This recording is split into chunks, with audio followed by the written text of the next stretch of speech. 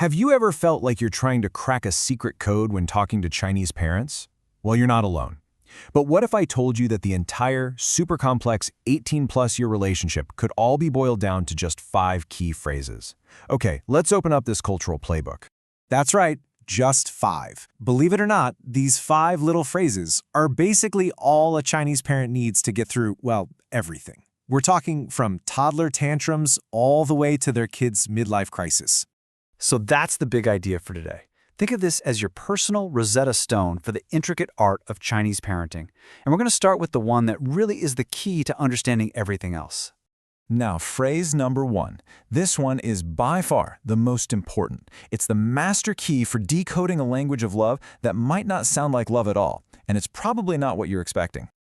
It sounds so simple, right? Just a basic question about your lunch. But you have to understand, in the world of Chinese parenting, this question is carrying some serious emotional weight. So here's the absolute number 1 rule. Have you eaten is the Chinese equivalent of I love you. See, direct affection can feel kind of weird or uncomfortable, so love gets expressed through care and concern. And what's the most basic form of care? Making sure you're fed. Food is love. Simple as that. And I mean, this question applies to literally every single life event. Got a big promotion? First question, have you eaten? Bought a new apartment? Is the kitchen big? Have you eaten? You could be in mortal danger, and your mom's first instinct would still be, wolves, oh no, are they hungry? Have you eaten? All right, let's move on to phrase number 2. This one is a classic tool for, let's call it motivation. And it's a comparison that, oh boy, will feel very familiar to a lot of you out there.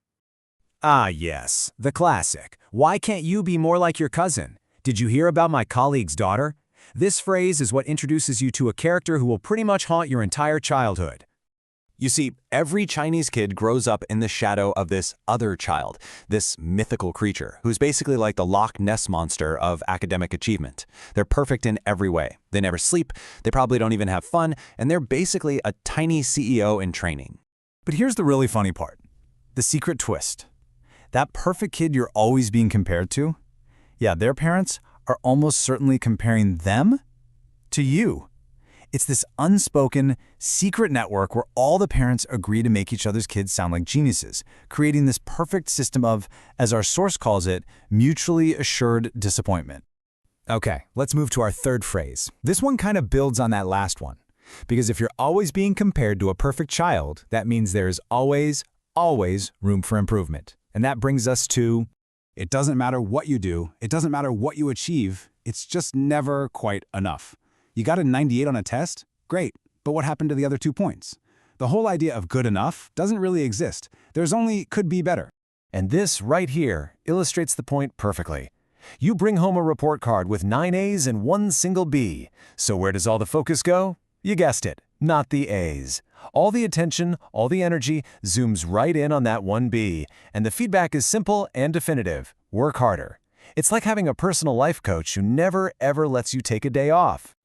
Okay, so now we're getting into the real heavy hitters. These next 2 phrases are basically the final word. They are the ultimate tools of parental authority, the kind of phrases that just end any and all discussion. First up, this phrase is like a magic spell that justifies any parental decision. Piano lessons at 5 in the morning? It's for your own good. No dating until you finish medical school? For your own good. It's the ultimate trump card that turns their personal preference into sacred, unquestionable wisdom. It is, quite simply, checkmate.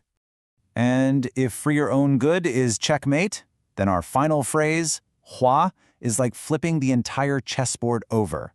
Now, it literally translates to listen, but what it really means is listen and obey. End of story. There's no why. The only reason you need is because I said so. This is the nuclear option. All debate is over instantly. And finally, of course, when all words fail, there is the one tool that needs no translation at all, the look. Every Chinese kid knows this look. It's that silent, powerful stare that can stop you dead in your tracks from across a crowded room. It's a parental superpower, really. So, after all that pressure, all that pushing, all those rules, you might be sitting there wondering, okay, but where's the love in all this? Well, it's there. It's absolutely there. It's just spoken in a completely different language. One of action, not of words. They might never say, "I'm proud of you" right to your face, but they will become your personal PR agent, bragging about your smallest little achievement to literally anyone who will listen. They won't say follow your dreams, but they will work 3 jobs and sacrifice everything just to make sure you can even have dreams to follow in the first place. And this is just another perfect example.